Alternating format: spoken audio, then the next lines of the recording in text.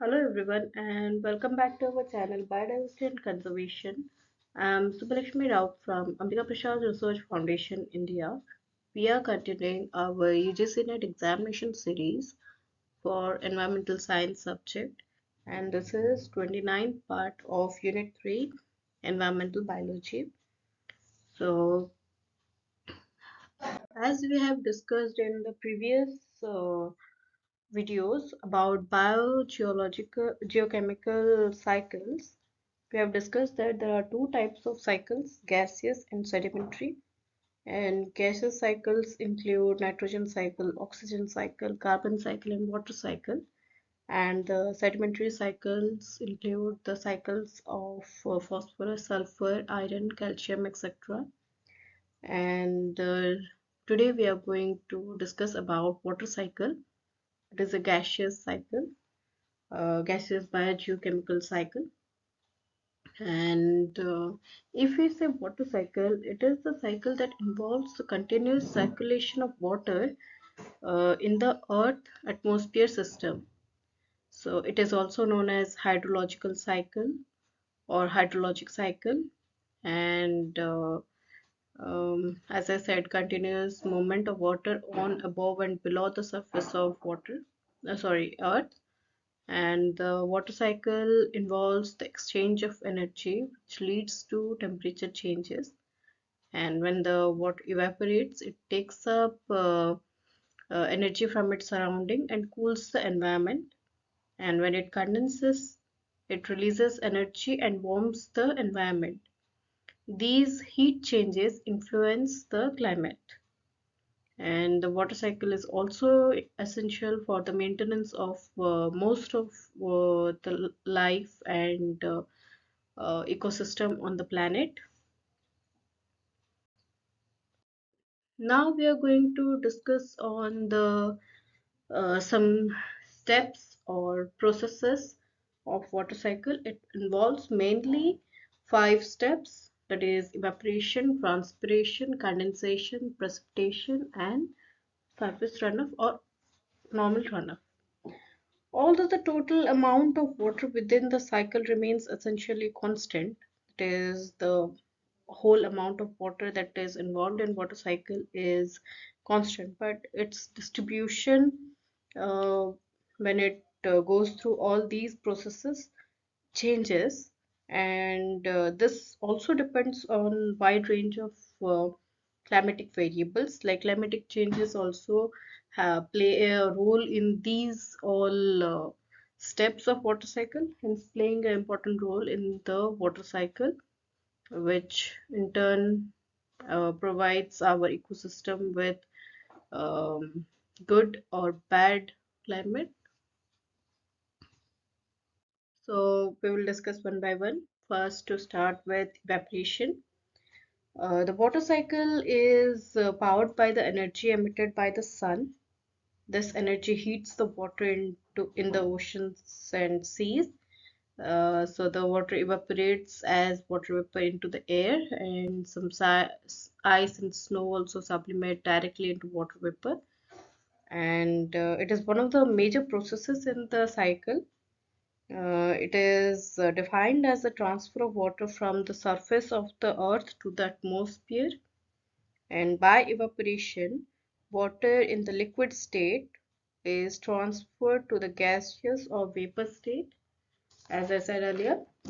Um, and this transfer occurs when some molecules in water have gained sufficient kinetic energy, that is, they get the energy from the sun, to eject themselves from the water surface. And the main factors affecting evaporation are temperature, humidity, wind speed, and solar radiation.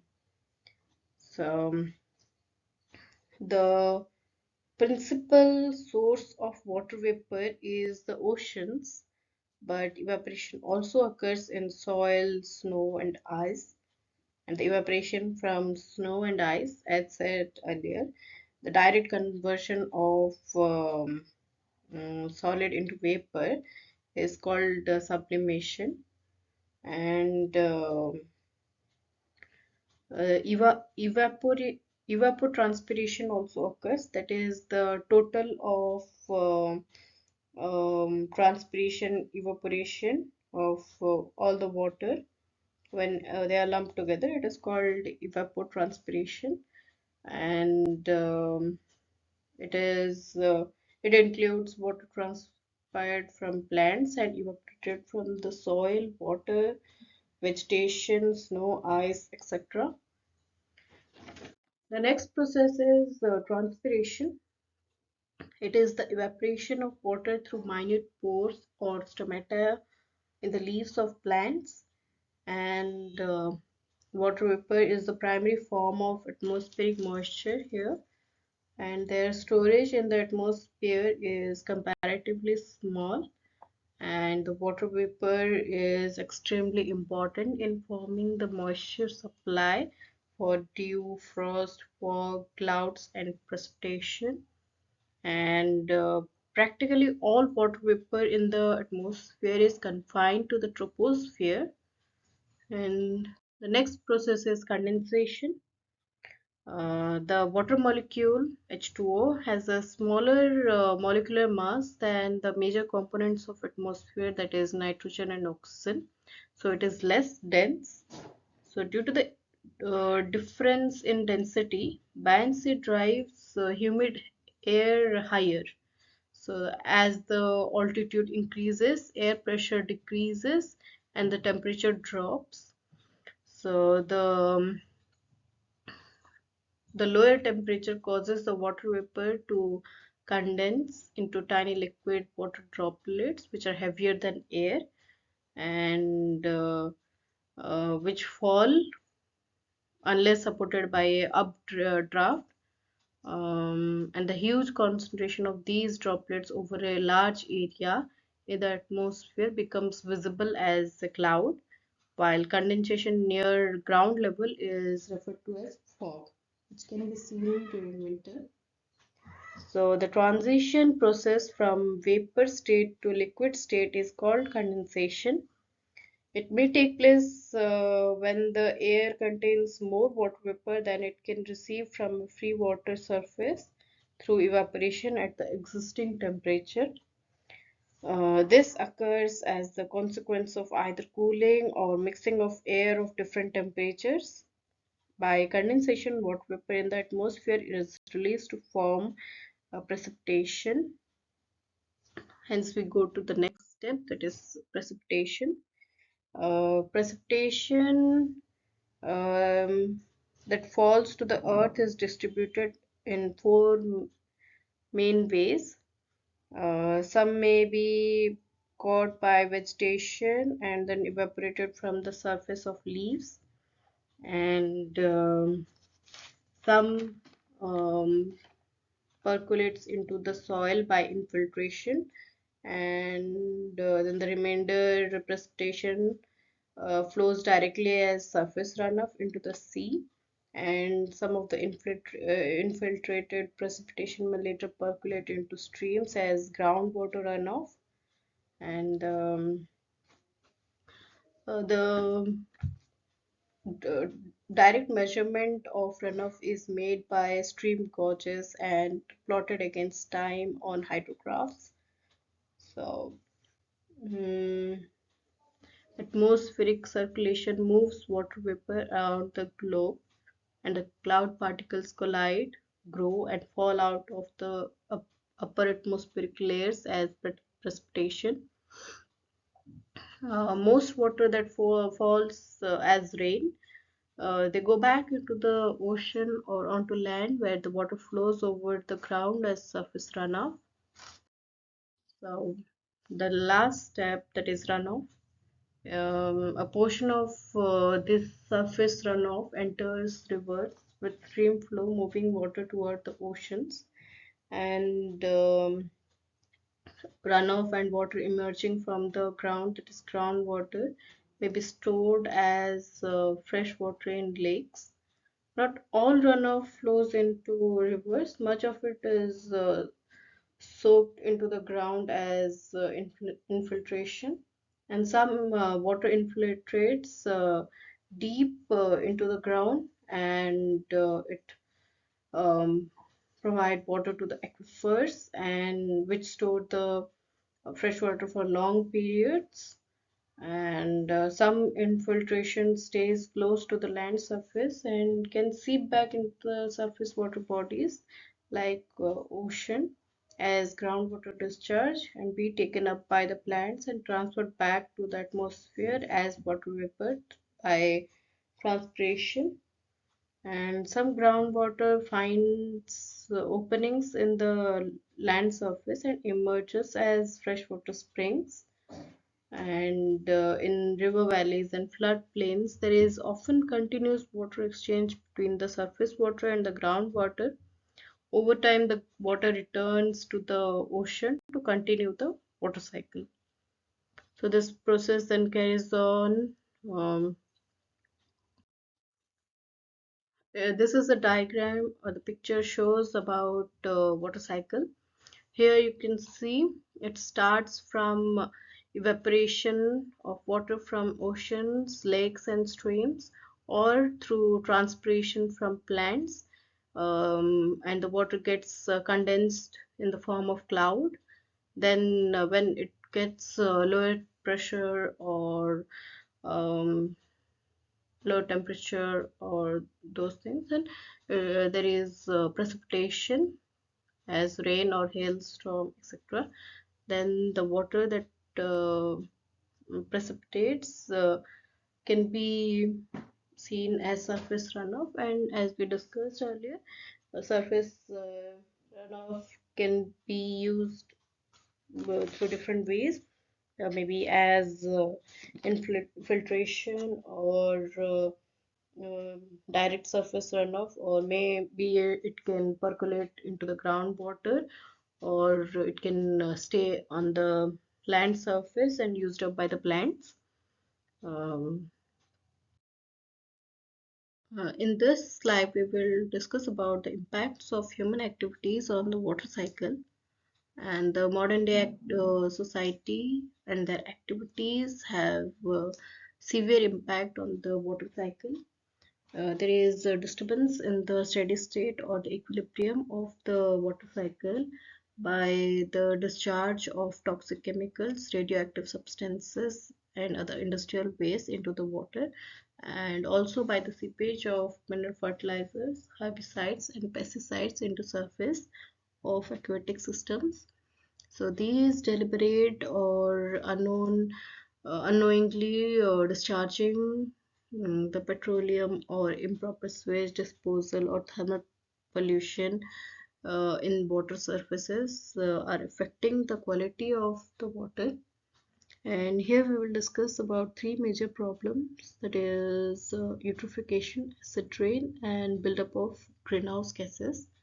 So first one is eutrophication. Eutrophication is a condition where the eutrophic waters are well supplied with nutrients and generally have high concentration of nitrogen and phosphorus, and this correspondingly helps or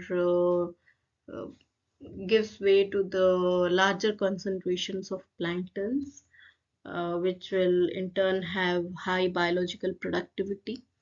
So waters of such aquatic ecosystems are generally murky in appearance. That is, it will look a little uh, muddy, and the lakes and coastal marine systems may be oxygen depleted at depth, and the process of eutrophication is defined as the high biological productivity resulting from increased input of nutrients or organic matter into aquatic systems.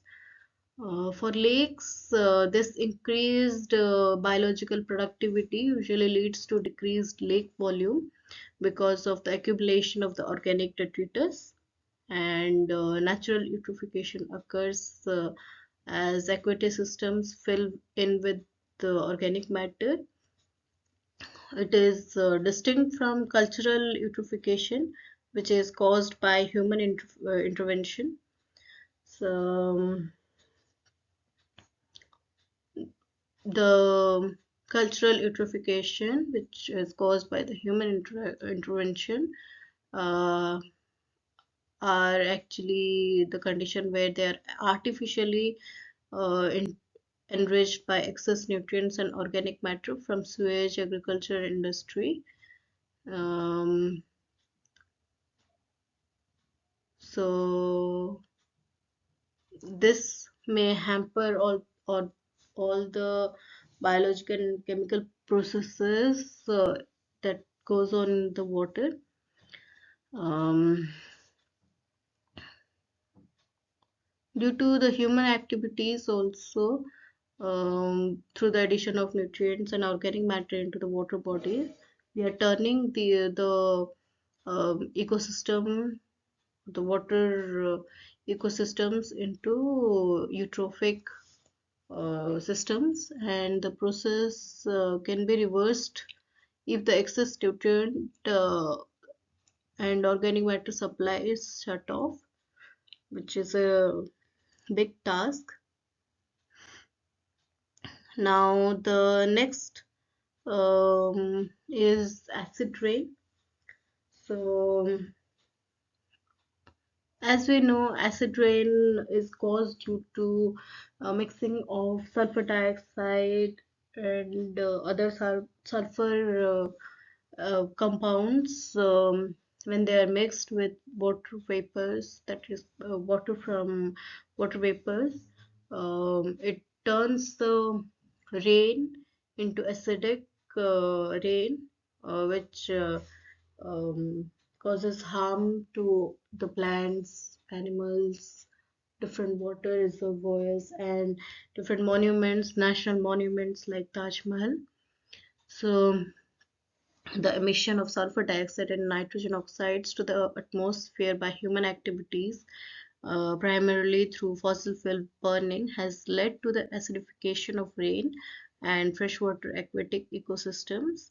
And this acid rain is a worldwide problem, and it is defined as precipitation with pH less than 5.2 that results from reactions involving gases other than carbon dioxide. And um, acid rain is also uh, can be considered as one of the factors that is responsible for the damage of major forests and soils also. And next one is the buildup of greenhouse gases.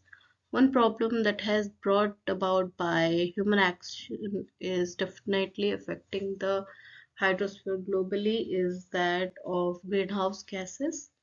So it is called mm, that greenhouse gases because of their heat trapping greenhouse gases properties. And when these greenhouse gases are emitted to the atmosphere, it um, affects the water also. Of the greenhouse gases released by anthropogenic activities, carbon dioxide has received much attention. Measurements of carbon dioxide in air bubbles trapped in ice and the continuous measurement of carbon dioxide concentration in air samples um, show that there is a high concentration of carbon dioxide in uh, those air bubbles in the ice than any other compound. Um, Much of this increase is due to carbon dioxide released to the atmosphere from burning of coal, oil, gas, and wood, from the slash and burn activities also that accompany deforestation practices. The component of hydrosphere most greatly affected by this emission of carbon dioxide is the ocean. So, because the ocean is a large uh, part of the water cycle where 97% of water is present, which also participates in the water cycle. So this will affect the water cycle greatly. So we have to check our activities, and we have to reduce all these anthropogenic activities that can cause harm to Earth's surface. This is all from me today. Thank you.